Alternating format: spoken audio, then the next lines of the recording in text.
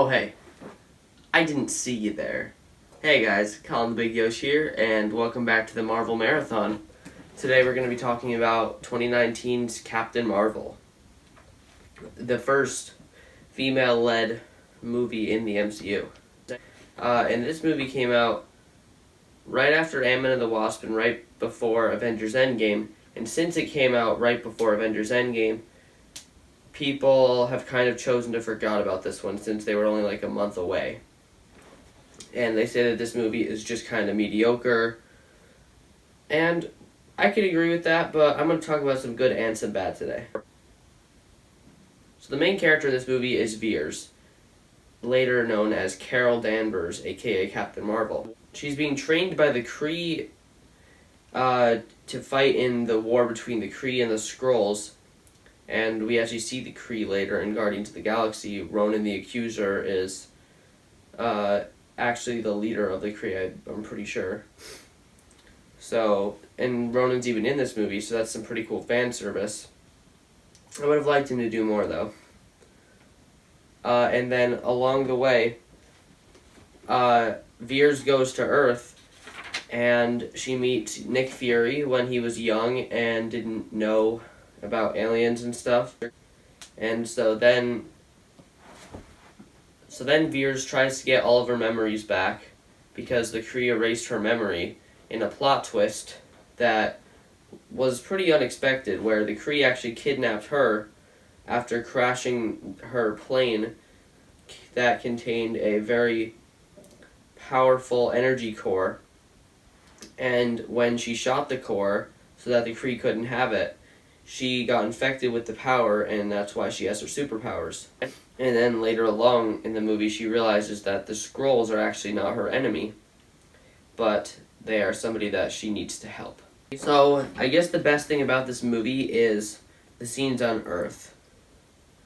I really like how young Nick Fury, he's played by the same guy as normal Nick Fury, and the CGI, like the de-aging, is fantastic. Like, there's no flaws in it, and it feels like that's where most of the budget went. But that also raises some problems, like, he's not in the movie a lot. Like, he's definitely a main character, but in the middle portion of the movie, and even a lot of the last portion of the movie, he's just not there. So, yeah, he's kind of underutilized, but you can see why they didn't want to have to use all that CGI. That taking a whole movie to do the CGI, that wouldn't be good. Although that has raised questions of maybe they should make an Ant-Man prequel with young Michael Douglas as the main character. And I'd be down for that. And since this movie takes place in the 90s, there's a bunch of 90s references. And I wasn't there, so it's not like I'm nostalgic for it or anything. But for people that lived in the 90s, there you go. There's some cool little nostalgia for you. Something else that people like about this movie is that it does share some good messages about like feminism and stuff. And that's always good. It's good to have more people in the world that can relate to the hero. Since for me at least, I already have a bunch of heroes that look like me. So just seeing that now girls get to have that same feeling is pretty cool. And it also has a good message about don't giving up and always getting back up, which is a really good message. I mean, we've heard this message a million times before, but it's still a good message, so don't really mind that much that it's repeated. Something else that I like about this movie is the Skrull twist. It's really great because, I mean, me personally, I didn't see it coming. That the Skrull, I mean, I might be stupid, but I think it was a good surprise. Where the Skrulls were actually good guys the whole time and they just wanted to find a home. And the Kree are trying to wipe them out. I guess I should have seen it coming though, because the Kree are bad guys in Guardians of the Galaxy as well, so I feel like I should have figured it out. Because the Kree are actually bad guys, Carol's mentor, Jean-Rog, is pretty much the main villain, and he's a pretty good villain because he doesn't really have motivations because he's just in a war. but he also still respects Captain Marvel in the end, and doesn't really he doesn't he tries to kill her, but he is just doing it because of the war, and it's not a personal thing. And I even like the Skrulls as antagonists in the beginning. I think they make for a pretty good, not actually antagonists, but they seem like one. They're pretty, like, especially the train scene. Their transforming capabilities, they really shine in that scene. And now I'm going to talk about some bad stuff. So the movie is kind of boring in like the first 30 minutes or so, but once Carol gets to Earth, it gets way better, so I don't really mind too much. And I did notice there was some pretty bad CGI at times. I don't know if the Skrull autopsy is CGI. I assume it is, but it doesn't look good. It looks like rubber. It could actually be rubber. I'm not sure if it's CGI. I can never tell. Like in Spider-Man, I can never tell when Peter is actually in a suit or if he's CGI. It's kind of hard to tell sometimes. And I also have some problems with some of the performances.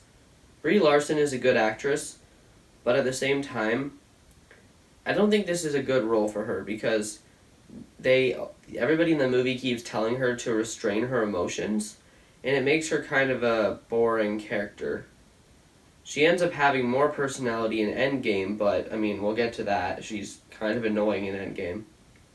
We'll get to that next time, but yeah, she's just kind of boring in this movie. But I still liked when her personality of, like, sarcastic. I still enjoyed when she was sarcastic because it's pretty funny when it happens. Another performance that I think is kind of weird is the Supreme Intelligence, who I believe is played by Annette Bening, and I don't know why. I just don't think that this role really fits her. It's just kind of weird. It's just kind of some weird acting in there. I don't know what it is about it. It's just weird. But I guess again on the bright side, some of the new characters that they introduce are pretty good, like Carol's best friend. Nick Fury's always good. He's not obviously introduced, but this is technically the first movie in the second movie in the timeline, and so seeing him in it is pretty cool. And him being more youthful and not like all angry at the world and everything. And we even get the reason for why his eye is gone, and it's pretty funny. So, on the bright side, once again, well, actually, something I'm kind of mixed about is the action scenes. Some of them are pretty good. Like I said, I really like the one on the train. But all of the ones where she uses her powers to their full capabilities, like her flying and stuff, they kind of blend together. Like, her powers are just... She's so overpowered that it makes the fight scenes kind of boring to watch. Like, especially the last one, I don't feel that it's that great. She just sees a big spaceship, she just flies through it and destroys it in, like, 5 seconds. And she's just really overpowered. That's probably why she isn't in Endgame a lot, but once again, we'll talk about that next time. And that's why I think that a sequel would be kind of weird. They'd have to limit her a lot like they do in the Thor movies. So yeah, this is a pretty good movie, but it does have a considerable amount of flaws. So I'm going to give it a 3.5. Pretty good. Just, not exactly very memorable. If they make a sequel where they limit her powers a little bit, and they make some of the characters a little bit better, especially her, then maybe that'll be even better. If you guys enjoyed my review, then maybe leave a like and subscribe. That'd be pretty cool. And, yeah, tomorrow we're going to talk about Avengers Endgame, which should be very exciting. See you guys then.